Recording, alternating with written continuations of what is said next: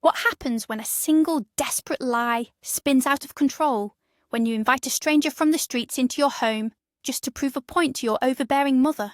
You think it's a game, a temporary rebellion, but then feelings get involved, a heart gets broken, a pregnancy test comes back positive. This isn't just a story about a reckless choice. It's about a love that blossomed in the most impossible of places, and a secret so powerful it could either destroy everything or build a future no one ever saw coming. Prepare yourself for a story of heartbreak, shocking revelations, and a love that was tested beyond all limits. Amelia, just 19, felt the weight of the world on her shoulders. Her life was a repeating cycle of long shifts as a nursing assistant at a downtown Chicago hospital, the smell of antiseptic clinging to her scrubs long after she clocked out. She saw pain, fear, and suffering every day, a reality that chipped away at her youthful optimism. But the real pressure began when she came home.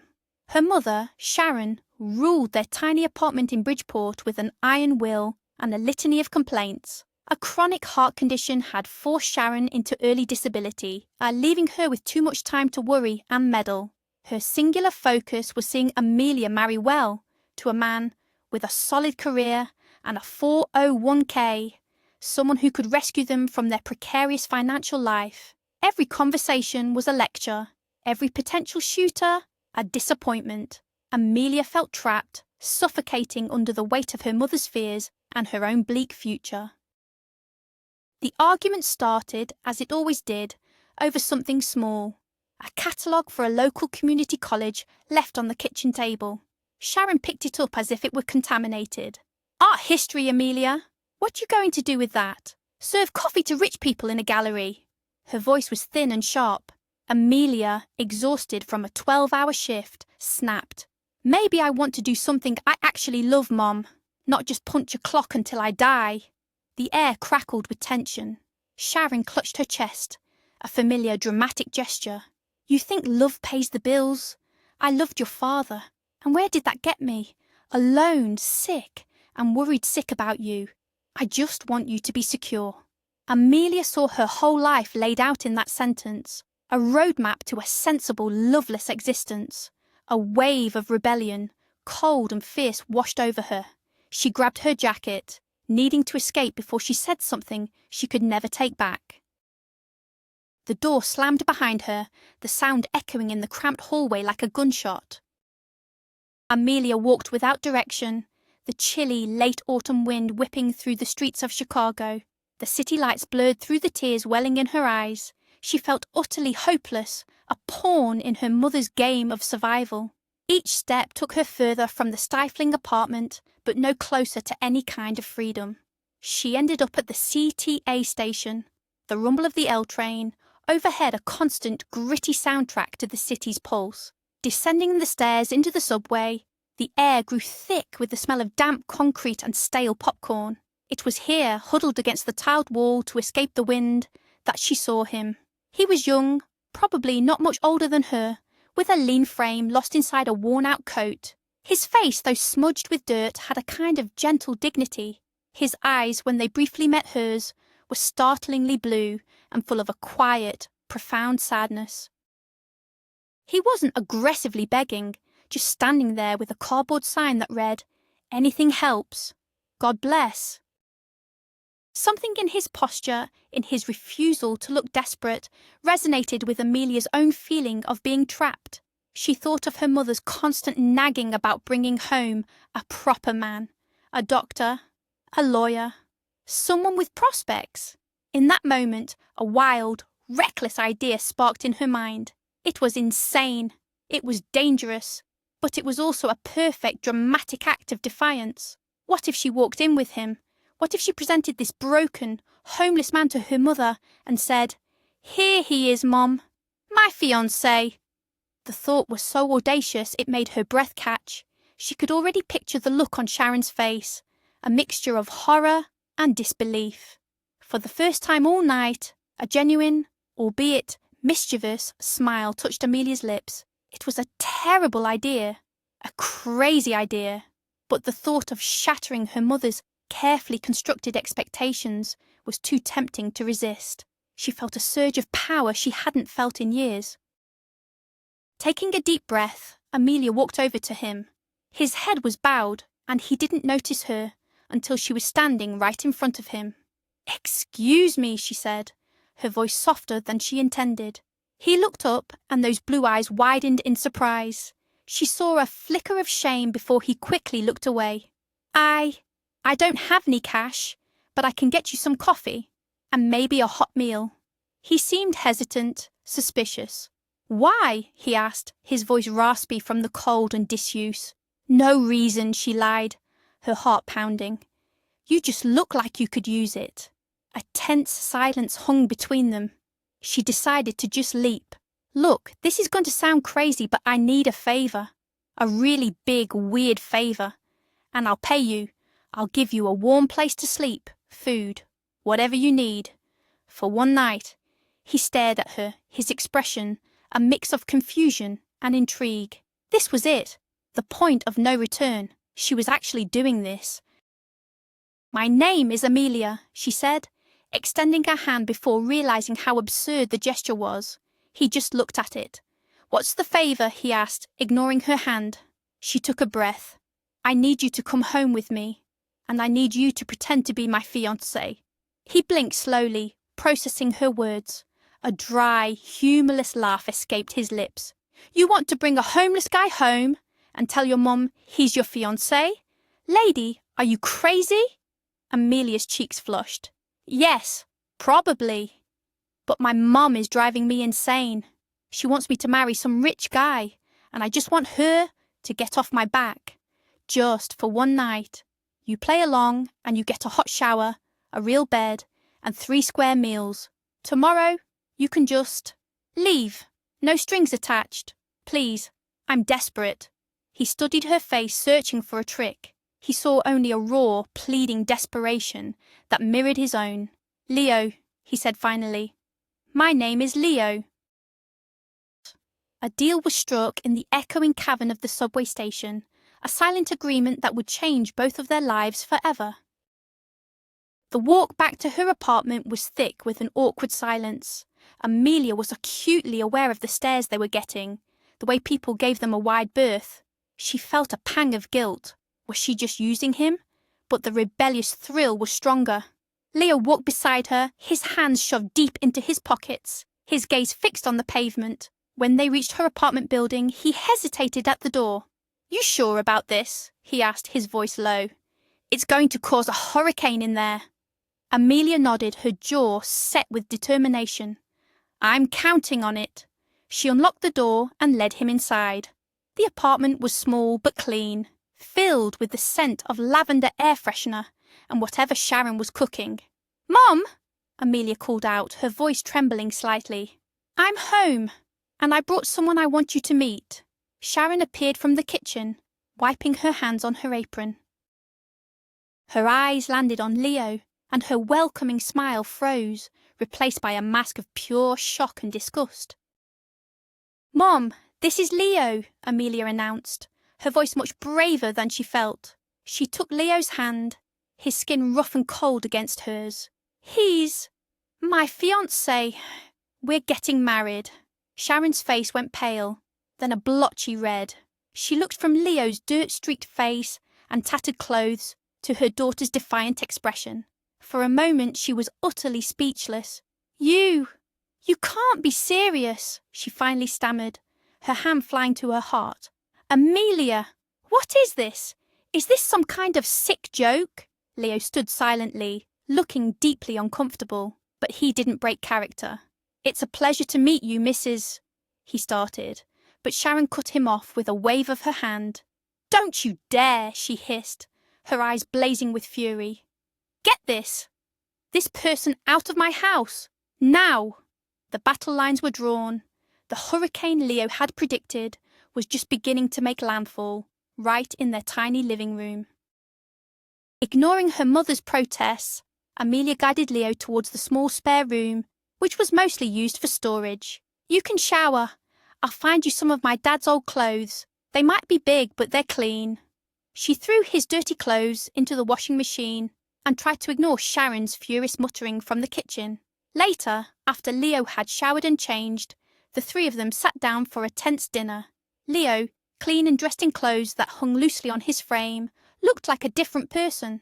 He was quiet but polite, answering Sharon's hostile questions with a calm dignity that surprised Amelia. She found herself watching him, intrigued. There was an intelligence in his eyes, a gentleness in his movements that didn't fit the stereotype she'd had in her head. Her crazy, impulsive plan was becoming more complicated by the minute. She wasn't just feeling defiant anymore. She was feeling a flicker of genuine curiosity about the stranger sitting at her table. Over the next few days, the one-night arrangement stretched into a week. To Amelia's surprise, Leo was incredibly helpful. He fixed the leaky faucet in the kitchen that had been dripping for months. He repaired the wobbly leg on a dining chair and even rehung a cabinet door that had been askew for years. He moved with a quiet competence, never asking for anything, simply observing and fixing what was broken. They started talking in the evenings, after Sharon had gone to bed in a huff. He told her stories, not about his life on the streets, but about books he'd read and places he dreamed of seeing. He was well-read and articulate. Amelia found herself looking forward to their late-night conversations. The line between their charade and reality began to blur. She was no longer just rebelling against her mother. She was genuinely starting to like this man she had plucked from the subway. The physical attraction between them grew in the charged atmosphere of the small apartment. It was unspoken, a current of electricity in their shared glances and accidental touches. One evening, they were watching an old movie on the small living room TV. Amelia was curled up on one end of the sofa, Leo on the other. During a particularly tense scene, she felt a sharp cramp in her leg, a Charlie horse from being on her feet all day. She cried out in pain, grabbing her calf. Instantly, Leo was by her side. "What's wrong?" he asked, his voice laced with concern. "It's just a cramp," she gasped. Without a word, he gently took her foot in his hands and began to massage her calf muscle. His touch was firm and steady, yet incredibly gentle. The pain slowly subsided, replaced by a spreading warmth. Her breath hitched. He looked up, his face inches from hers. The air grew thick, and the sound of the movie faded into nothing. He leaned in slowly, giving her every chance to pull away. She didn't. His lips met hers, tentative at first, then with a deep, surprising passion. It wasn't a kiss of pretense or part of their game. It was real, filled with all the unspoken loneliness and longing that had been building between them. She wrapped her arms around his neck, pulling him closer. In that moment, he wasn't a homeless man, and she wasn't a rebellious daughter. They were just two people finding solace in each other's arms. The charade had crumbled, replaced by an undeniable, terrifying, and beautiful reality. They were falling for each other. That night, their fake engagement became a real relationship, a secret kept within the four walls of her bedroom. They were happy, stealing moments of tenderness and passion whenever Sharon wasn't looking. For the first time, Amelia felt like she could breathe, like she had found a partner who saw her for who she was, not who her mother wanted her to be. Sharon, however, saw the growing affection between them, and her hatred for Leo intensified. She saw him not as a person, but as a symbol of her daughter's failure, a living embodiment of all her worst fears. She ramped up her efforts to get rid of him, making snide comments, questioning his past and trying to poison Amelia's mind against him. "What do you even know about him, Mia?" she'd hiss when they were alone. "He's a bum with no future. Do you want your children to grow up like that? Are you trying to repeat my mistakes?" But Amelia wouldn't listen. She defended Leo fiercely, convinced that their love was real and that they could build a future together, somehow. She started helping him look for work and research ways to get a new ID and social security card. She was filled with a hope that was as powerful as it was naive. She believed love could conquer all, even homelessness and her mother's bitter disapproval. Seeing her direct attacks were failing, Sharon decided to change her tactics. She chose a day when Amelia was scheduled for a double shift at the hospital, giving her nearly 16 hours to execute her cruel plan. As soon as Amelia left, Sharon confronted Leo. She put on a performance of a lifetime, her face a mask of false concern and pity. "Leo, we need to talk," she began, her voice dripping with syrupy sweetness. "I know you care about my daughter, and I can see she's fond of you. But you need to understand something.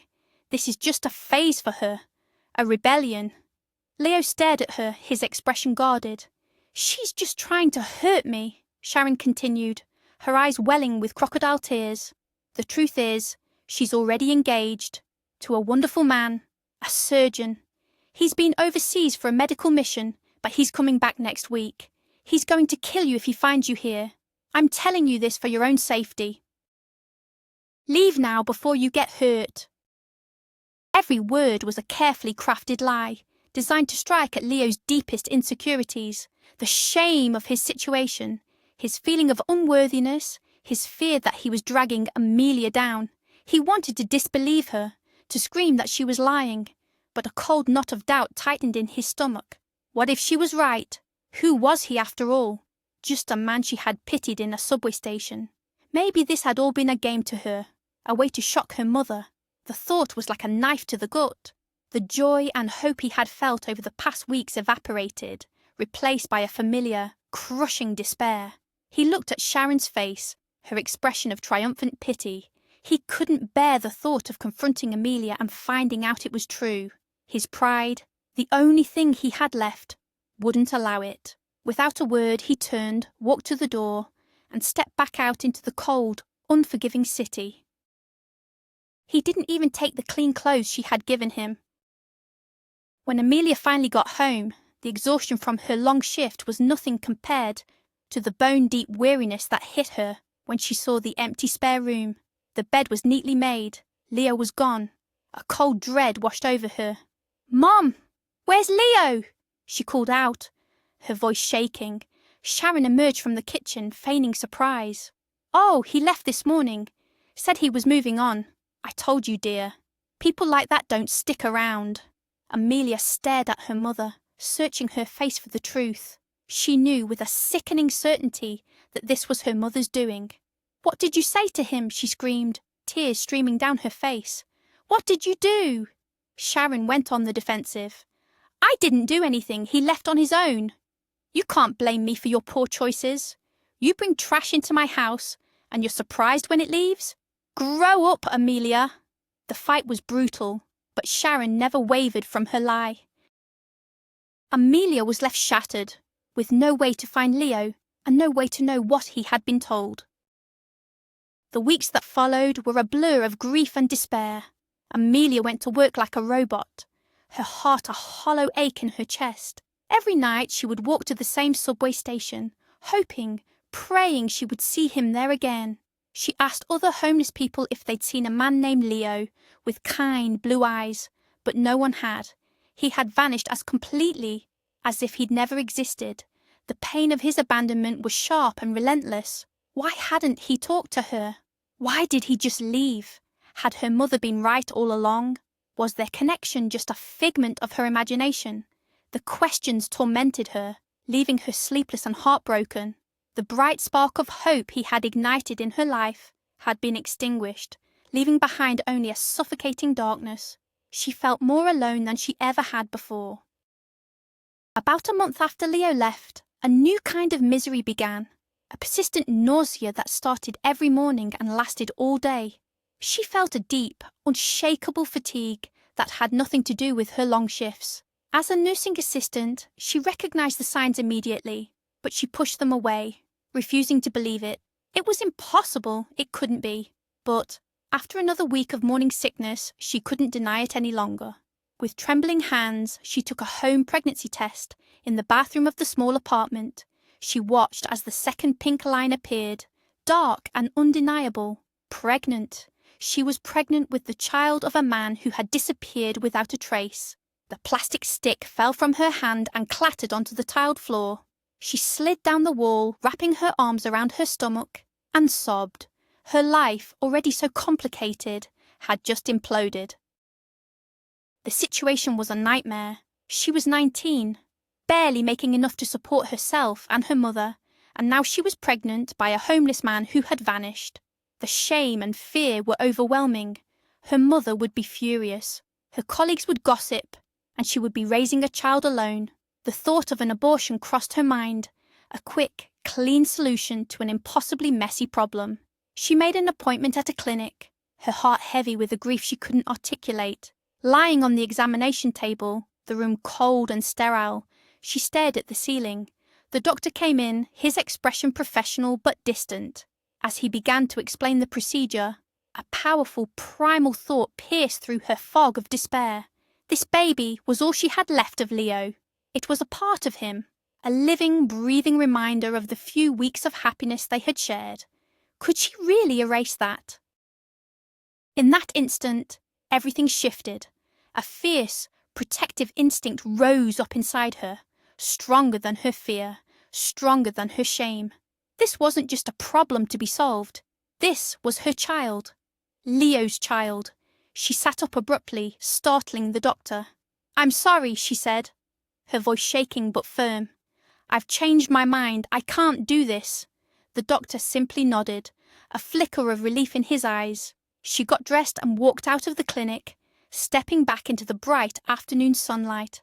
For the first time in weeks, she felt a sense of purpose. It wouldn't be easy. It would be incredibly hard. But she was going to have this baby. She would raise this child on her own, a testament to a love that, however brief, had been real.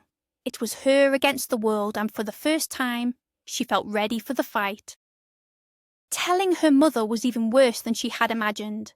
When the morning sickness became impossible to hide, Sharon confronted her. Amelia stood her ground and told her the truth. "Yes, Mom, I'm pregnant. And it's Leo's." The rage that erupted from Sharon was volcanic. The accusations, the insults, the bitter "I told you so's" rained down on Amelia. But this time, something was different. Amelia didn't crumble. She absorbed the blows and stood tall. "I'm keeping it," she said, her voice quiet but unshakable. "And I don't care what you say. This is my child." The finality in her tone stunned Sharon into silence. From that day on, a cold war descended upon the apartment. They lived like strangers, the unspoken truth of the baby hanging between them like a shroud. Amelia poured all her energy into her pregnancy, talking to her growing belly, creating a private world for just her and her child. Months passed.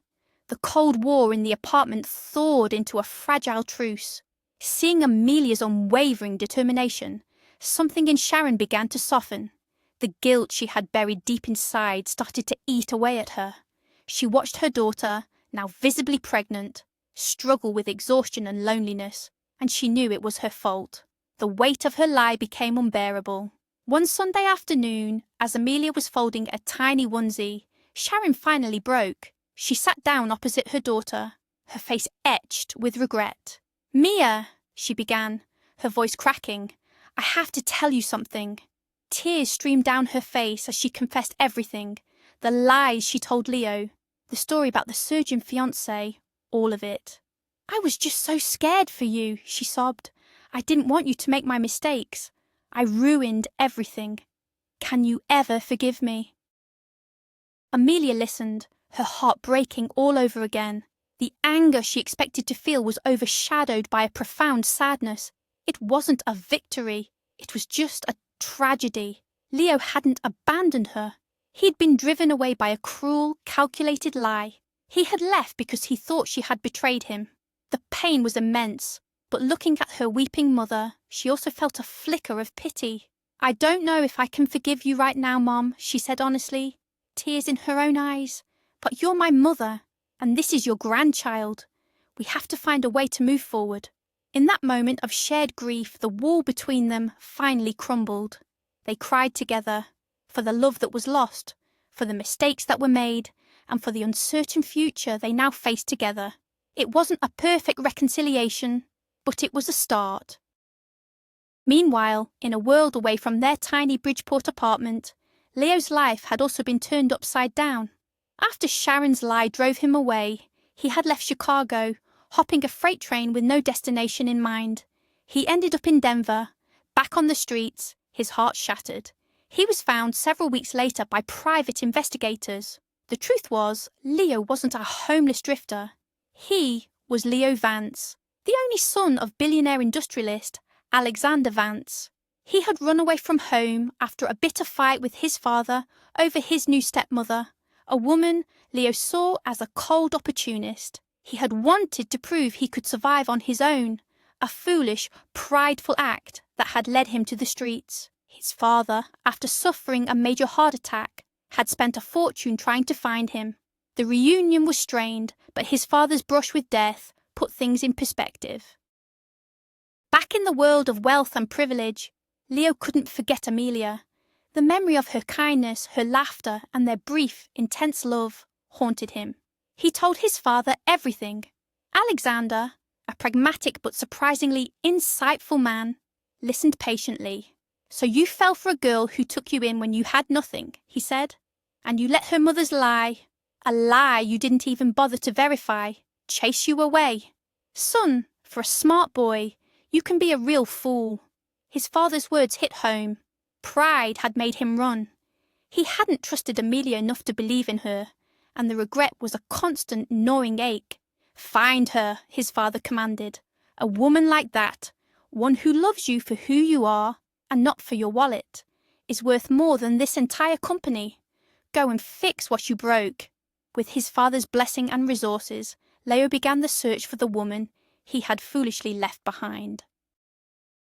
The stress of the past few months began to take a toll on Amelia. One afternoon, in her third trimester, she felt a sharp, debilitating pain in her abdomen, followed by a terrifying rush of blood. Panicked, Sharon called 911. Amelia was rushed to the hospital, the same one where she worked, but this time as a terrified patient. The doctors were grim. It was a placental abruption, a serious condition that threatened both her life and the baby's. They needed to stabilize her immediately. At that very moment, Leo's private investigator finally tracked her down, discovering she had just been admitted to the hospital. Leo, who was in Chicago overseeing the search, received the call. His blood ran cold. He raced to the hospital, his mind a chaotic whirl of fear and regret. He burst into the emergency room, his expensive suit a stark contrast to the sterile environment, demanding to know where to find Amelia Collins. A nurse directed him to the maternity ward. He found her room, his heart pounding against his ribs. He pushed the door open to see her lying in the bed, pale and hooked up to monitors, her eyes closed. She looked so fragile. He approached the bed, his footsteps silent. "Mia," he whispered, his voice thick with emotion. Her eyes fluttered open. For a moment she stared at him, at his clean-shaven face and designer suit, as if he were a ghost. Then recognition, followed by a storm of emotions, shock, anger, and heartbreak. "Leo," she breathed, her voice barely audible. "You came back." Tears welled in her eyes. "My mother told me," she whispered. "She told me what she did." All the anger and resentment he had prepared for vanished, replaced by an overwhelming wave of love and relief. He took her hand, his thumb stroking her skin. "I was a fool, Mia. I should have never believed her. I should have trusted you. I've been looking for you for months. I love you. I never stopped." He explained everything, his real name, his family, the stupid fight with his father, and his desperate search for her.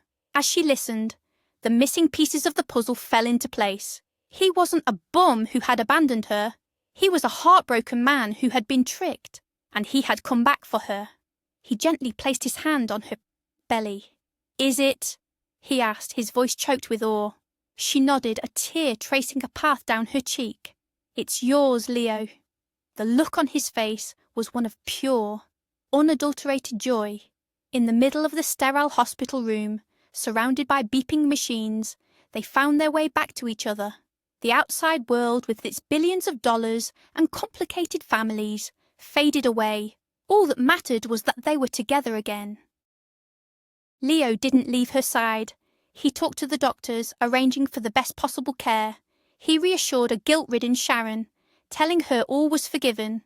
His presence was a calming force, and Amelia's condition began to stabilize. The immediate danger passed, but the doctors insisted she remain in the hospital for observation. During that time, they talked for hours, catching up on the lost months, healing the wounds of their separation with honesty and love. A few days later, during a routine ultrasound, the technician got a strange look on her face. "Well," she said, turning the screen towards them, "it seems you have another surprise coming." Leo and Amelia stared at the screen, confused. The technician pointed. "There's one heartbeat and there's another one. Congratulations. You're having twins." They looked at each other, first in shock, and then they burst out laughing. Of course, their story was anything but ordinary. The rest of the pregnancy was a whirlwind. Leo moved Amelia and Sharon into a beautiful, comfortable house near the lake, ensuring they wanted for nothing. Alexander Vance, thrilled at the prospect of 2 grandchildren, welcomed Amelia into the family with open arms. A few weeks later, Amelia went into labour. It was long and difficult, but Leo was with her every step of the way, holding her hand, encouraging her, his love a tangible presence in the room. Finally, after hours of effort, their children were born, a healthy boy and a healthy girl. As the nurses placed the 2 tiny crying bundles in her arms, Amelia looked at Leo, his face streaked with tears of joy. Her heart felt so full it might burst. All the pain, the loneliness and the fear of the past year melted away. She remembered the desperate, heartbroken girl in the subway station who made a crazy, impulsive decision. She had brought a stranger home to spite her mother, a desperate act of rebellion. She never could have imagined that this stranger would save her, that he would give her a love she never thought she deserved, and a future brighter than she could have ever dreamed. Holding her son and daughter, with the man she loved by her side, she knew her life had just truly begun. From the cold floor of a subway station to a room filled with love and the cries of new life, their journey had been impossible. But they had made it. They had found their way through the lies and the heartbreak, proving that sometimes the most reckless decisions can lead to the most beautiful destinations. Their unconventional family was whole, built not on money or status, but on a foundation of forgiveness, trust, and a love that started as a lie, but became the most profound truth of their lives. In the end, it wasn't about the money or the mansion. The greatest treasure Leo found wasn't the fortune he'd run away from, but the family he'd stumbled into in a Chicago subway station. Amelia's reckless act of defiance led her not to ruin, but to a love so strong it could withstand lies, distance, and despair. They healed, they forgave, and they built a new life, not on a fairy tale, but on the very real, messy, and beautiful truth of their shared journey. Their 2 children, a boy and a girl, became the living proof that love can truly be found in the most hopeless of places. Thank you so much for joining us for this incredible story. If it touched your heart, please show your support by hitting that like button, subscribing to the channel, and sharing it with someone who needs a reminder that hope can be just around the corner. And now I want to ask you, do you believe a single spontaneous decision has the power to change your entire life? Let us know your thoughts in the comments below.